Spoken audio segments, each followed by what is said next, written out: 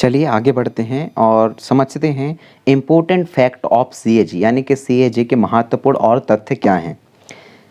CAG का कर्तव्य होता है कि वह भारत के संविधान व संसद के विधि के तहत वित्तीय प्रशासन पर निगरानी रखे, क्योंकि वो उसी के लिए ही बनाया गया है।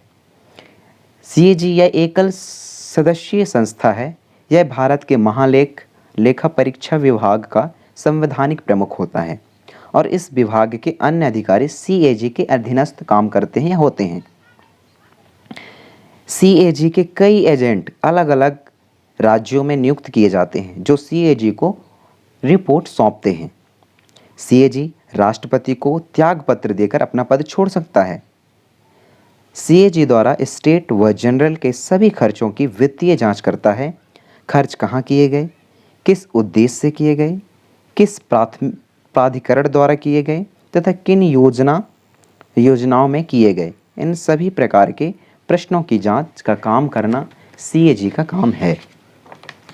लाभ हानि, व्यापार, निर्माण, खरीदी, बिक्री सभी विभाग का कर तथा राजस्व प्राप्ति के नियम व कानूनों में अनदेखी तो नहीं की गई है। इन सारे चीज़ जो हैं आर्टिकल 277 भी इसमें शामिल है।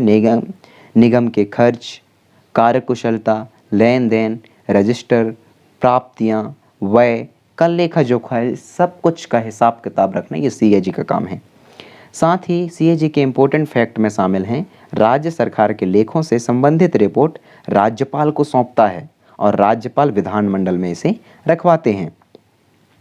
मतलब जिस तरीके से सेंट्रल में आप प्रावधान रखें कि सीएजी अपना रिपोर्ट राष्ट्रपति को देते हैं, राष्ट्रपति जो है उसे राष्ट्रपति जो है उसे हाउस ऑफ द पीपल यानी कि संसद में रखवाते हैं और उस बात को देखते हैं।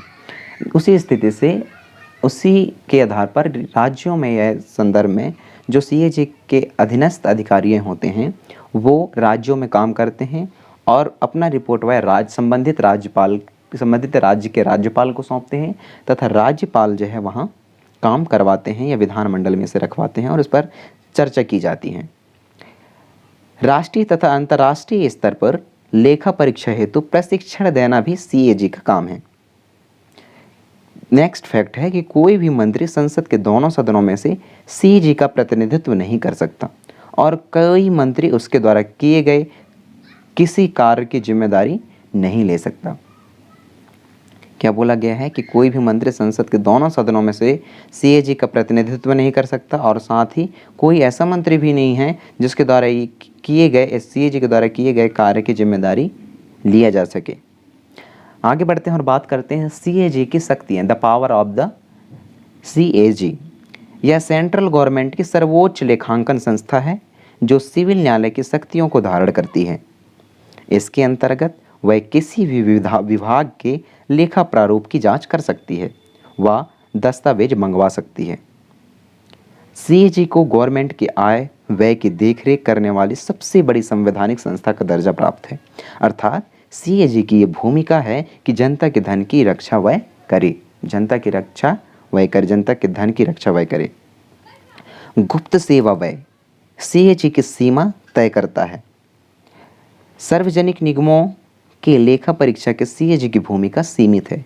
कुछ निगमों जैसे ऑडिटिंग, पुनर्सर्वेक्षण या डायरेक्ट सीएजी के द्वारा किए जाते हैं। उदाहरण के लिए तेल एवं प्राकृतिक गैस आयोग,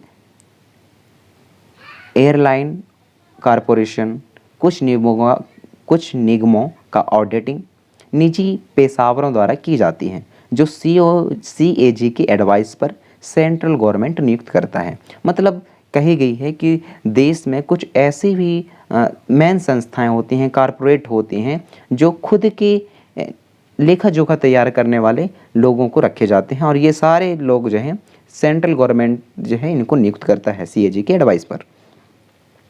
कुछ निगमों का ऑडिटिंग पूरी तरह निजी परीक्षक द्वारा की जाती है। उदाहरण की यदि हम बात करें तो बीमा के बारे में, जीवन बीमा योजना, भारतीय खाद्य निगम आदि, इनकी ऑडिटिंग सीएजी द्वारा ही की जाती है। बात करते हैं the role of CAG and issues की। क्या रोल है सीएजी का और उससे जुड़े हुए मुद्दे क्या हैं।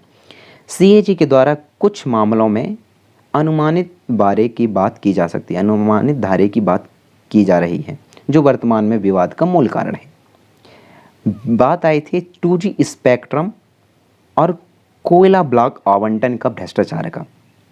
2G स्पेक्ट्रम विवाद क्या था? बात थी 24 सितंबर आवंटन वर्ष 2008 पहले आओ पहले पाओ नीति के आधार पर किया गया था। सीएजी का मानना था कि यदि यह आवंटन या यह प्रक्रिया नीलामी प्रक्रिया पर किया गया होता तो गवर्नमेंट को 11,70 अरब करोड़ का लाभ होता, जो अनुमानों पर आधारित जांच थी। दूसरा मामला देखने को मिला कोयला ब्लॉक आवंटन का। ये भी सीएजी के संबंधित इशूज में शामिल हैं। जिक्र करते हैं 7 जनवरी 2 में हम बात करेंगे लोकसभा या संसद की संरचना एवं गठन की। तब तक आप सब अपना ख्याल रखिए। आपका बहुत बहुत धन्यवाद। Thank you.